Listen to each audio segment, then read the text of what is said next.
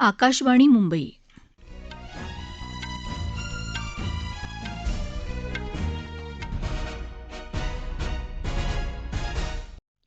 राजश्री आगाशे बातम्या देत आहे. ठळक बातम्या. संपूर्ण स्वदेशी बनावटीच्या आयएनएस विक्रांत विमानवाहू युद्धनौकेचं प्रधानमंत्री नरेंद्र मोदी यांच्या हस्ते कोची इथल्या गोदीमध्ये जलावतरण. कर्नाटकातल्या मंगळुरू इथं दक्षिण कानरा जिल्हा मुख्यालयाला प्रधानमंत्री देणार भेट. बांगलादेशच्या प्रधानमंत्री शेख हसीना 5 सप्टेंबरपासून 4 दिवसांच्या भारत दौऱ्यावर. आणि पुढील 5 वर्षात 100 अब्ज अमेरिकन डॉलर्सच्या द्विपक्षीय व्यापाराचं उद्दिष्ट साध्य करण्याच्या वचनबद्धतेचा भारत आणि संयुक्त अमिरातीचा पुनरुच्चार.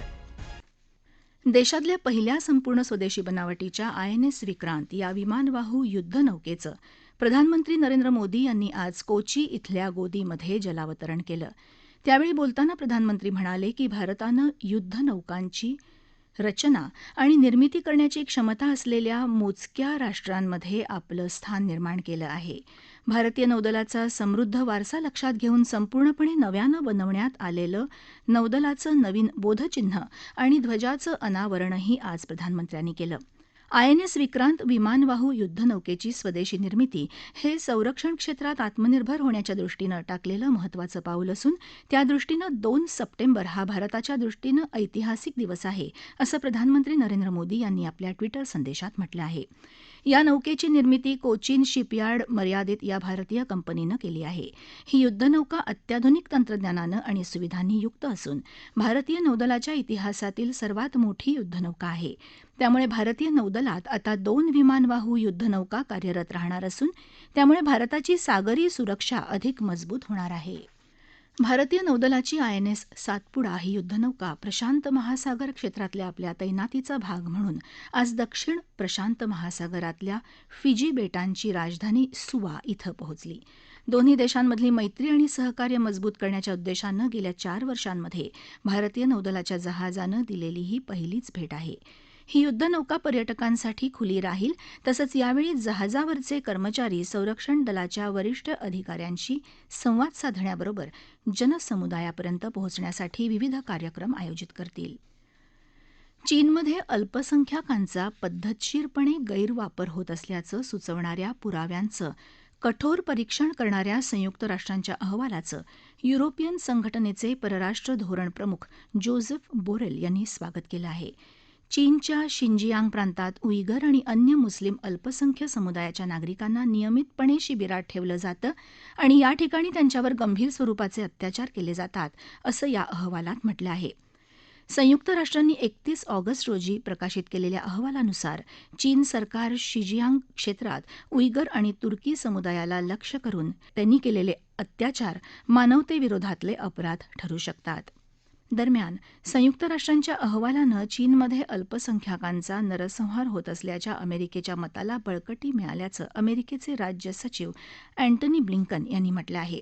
हा अहवाल मानवतेविरुद्धच्या गुन्ह्यांबाबत अमेरिकेला वाटत असलेल्या चिंतेला पुष्टी देत असल्याचं ते म्हणाले. प्रधानमंत्री नरेंद्र मोदी आज दुपारी कर्नाटकातल्या मंगळुरू इथल्या दक्षिण कानरा जिल्हा मुख्यालयाला भेट देणार आहेत. यावेळी प्रधानमंत्री महत्त्वाच्या राष्ट्रीय प्रकल्पांची पायाभरणी करणार आहेत. तसंच 3,800 कोटी रुपयांच्या 8 विविध प्रकल्पांची पायाभरणी करणार आहेत. त्यानंतर ते कार्यक्रमाला संबोधित करतील. या कार्यक्रमाला कर्नाटकचे राज्यपाल थावरचंद गेहलोत, मुख्यमंत्री बसवराज बोम्मई, केंद्रीय मंत्री प्रल्हाद जोशी, सबरवाल सोनोवाल, हरदीपसिंग पुरी उपस्थित राहतील. केंद्रीय रस्ते वाहतूक आणि महामार्ग मंत्री नितीन गडकरी यांनी आज पुणे विभागातल्या रस्ते विकास योजनांची विस्तृत आढावा बैठक घेतली. उच्च व तंत्रशिक्षण मंत्री चंद्रकांत पाटील, आमदार माधुरी मिसाळ, राहुल कुल, मुरलीधर मोहोळ यावेळी उपस्थित होते. त्यानंतर घेतलेल्या वार्ताहर परिषदेत गडकरी यांनी पुणे ते औरंगाबाद मार्गावर 3 मजली उड्डाण पूल उभारण्याची घोषणा केली. पुण्यात इलेक्ट्रिक डबल डेकर तसंच केबल बस योजना याबाबत पालिकेनं प्रस्ताव पाठवला तर त्याला मंजुरी दिली जाईल, असंही गडकरी यांनी यावेळी सांगितलं. अर्जेंटिनामध्ये काल एका व्यक्तीनं उपराष्ट्रपती क्रिस्टिना किर्चनरला त्यांच्या ब्युनोस आयर्स इथल्या घराजवळ गोळ्या घालण्याचा प्रयत्न केला. क्रिस्टिना फर्नांडिस किर्चनर घराबाहेर समर्थकांना अभिवादन करत असताना गर्दीतून एक माणूस पुढे आला आणि त्यांच्या चेहऱ्यावर त्यानं बंदूक रोखली. बांगलादेशच्या प्रधानमंत्री शेख हसीना येत्या 5 सप्टेंबरला 4 दिवसांच्या भारत दौऱ्यावर येणार आहेत. आपल्या भारत भेटीत त्या नवी दिल्ली इथं राष्ट्रपती द्रौपदी मुर्मू आणि उपराष्ट्रपती जगदीप धनखड यांची भेट घेतील. प्रधानमंत्री नरेंद्र मोदी यांची भेट घेऊन परस्पर सल्लामसलत देखील करतील. गेल्या काही वर्षात बांगलादेशनं भारताबरोबरची सर्वोच्च स्तरासह उच्चस्तरीय सल्लामसलत कायम ठेवली.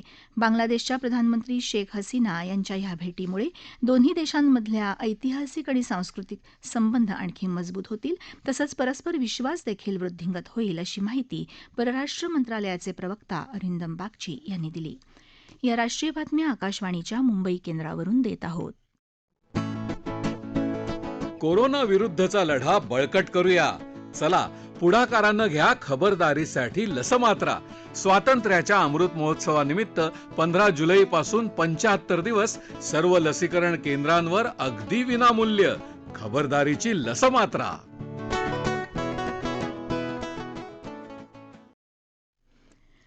राष्ट्रीय बातमीपत्रात आपलं पुन्हा एकदा स्वागत. कोविड प्रतिबंधक लसीकरण मोहिमेत आज सकाळपासून 10 लाखापेक्षा जास्त नागरिकांचं लसीकरण झालं. त्यामुळे आतापर्यंत लाभार्थ्यांना दिलेल्या मात्रांची एकूण संख्या 212,85,00,000च्या वर गेली आहे.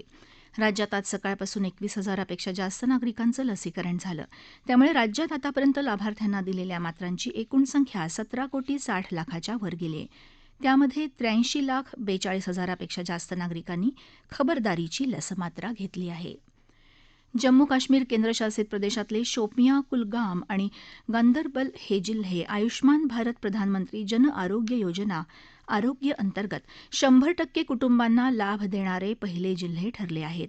पूर्णपणे सरकारी अर्थसहाय्य असलेली ही योजना जगातली सर्वात मोठी आरोग्य विमा योजना आहे. यामध्ये प्रत्येक कुटुंबाला दरवर्षी दुय्यम आणि तृतीय श्रेणीच्या आरोग्य सेवांसाठी 5 लाख रुपये प्रदान केले जातात. भारत आणि संयुक्त अरब अमिरातीनं पुढल्या 5 वर्षात 100 अब्ज अमेरिकन डॉलर्सच्या द्विपक्षीय व्यापाराचं उद्दिष्ट साध्य करण्याच्या वचनबद्धतेचा पुनरुच्चार केला आहे. दोन्ही देशांमध्ये भारताच्या युनायटेड पेमेंट इंटरफेसद्वारे त्वरित पेमेंट प्लॅटफॉर्म जोडण्यासंदर्भातल्या शक्यतांचा विचार करण्यात आला आहे. परराष्ट्र व्यवहार मंत्री डॉ. एस. जयशंकर आणि संयुक्त अमिरातीचे परराष्ट्र मंत्री शेख अब्दुल्ला बिन झायद अल नाहयान यांच्या अध्यक्षतेखालच्या 14व्या भारत UAE संयुक्त आयोगाच्या बैठकीत काल अबुधाबीमध्ये या मुद्द्यांवर चर्चा झाली. यावेळी 2 सामंजस्य करारांवर स्वाक्षरी झाली. केंद्रीय मंत्रिमंडळाच्या सुरक्षा समितीनं तेजस मार्क 2 या योजनेला मंजुरी दिली. समितीनं प्रोटोटाईप उड्डाण परीक्षण आणि प्रमाणीकरणाबरोबरच तेजस मार्क 2 या लढाऊ विमानांच्या संरचना आणि विकासासाठी 6,500 कोटी रुपये मंजूर केले आहेत. इम्फाळमध्ये झालेल्या फुटबॉल ड्युरंड कपमध्ये काल चेन्नईनं FC संघानं ट्राऊ FC संघाचा 4-1नं पराभव केला. तसंच काल संध्याकाळी कोलकाता इथं झालेल्या दुसऱ्या सामन्यात जमशेदपूर FC संघानं भारतीय वायुसेनेचा 2-1 असा पराभव केला. जपान खुल्या बॅडमिंटन स्पर्धेत भारताच्या HS प्रणॉयचा तैवानच्या काऊ तिएन चेननं उपांत्यपूर्व फेरीत 17-21, 21-15, 20-22 असा पराभव केला. महाराष्ट्रात सांगली जिल्ह्यातल्या तासगावच्या गणपतीचा 243वा रथोत्सव मोठ्या उत्साहात साजरा होतोय.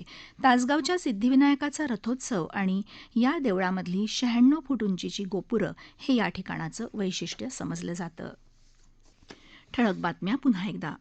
संपूर्ण स्वदेशी बनावटीच्या INS विक्रांत विमानवाहू युद्धनौकेचं प्रधानमंत्री नरेंद्र मोदी यांच्या हस्ते कोची इथल्या गोदीमध्ये जलावतरण. कर्नाटकातल्या मंगळुरू इथं दक्षिण कानरा जिल्हा मुख्यालयाला प्रधानमंत्री देणार भेट. बांगलादेशाच्या प्रधानमंत्री शेख हसीना 5 सप्टेंबरपासून 4 दिवसांच्या भारत दौऱ्यावर. आणि पुढील 5 वर्षात 100 अब्ज अमेरिकन डॉलर्सच्या द्विपक्षीय व्यापाराचं उद्दिष्ट साध्य करण्याच्या वचनबद्धतेचा भारत आणि संयुक्त अमिरातीचा पुनरुच्चार. याबरोबरच आकाशवाणी मुंबई केंद्रावरचं हे राष्ट्रीय बातमीपत्र संपलं. नमस्कार.